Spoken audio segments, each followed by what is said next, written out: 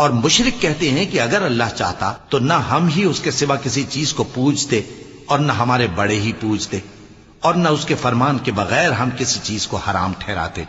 اے پیغمبر، اسی طرح ان سے اگلے لوگوں نے کیا تھا، تو پیغمبروں کے ذمے اللہ کے احکام کو کھول کر سنا دینے کے سوا اور کچھ نہیں۔ اور ہم نے ہر امت میں کوئی پیغمبر بھیجا کہ اللہ ہی کی عبادت کرو اور بتوں کی پرستش سے اجتناب کرو، تو ان میں بعض ایسے ہیں جن کو اللہ نے ہدایت دی اور بعض ایسے ہیں جن پر گمراہی ثابت ہوئی۔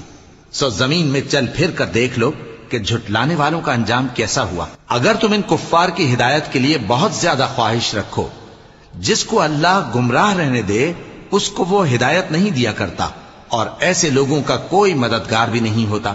اور یہ اللہ کی سخت سخت قسمیں کھاتے ہیں کہ جو مر جاتا ہے اللہ اسے زندہ کر کے نہیں اٹھائے گا۔ کیوں نہیں؟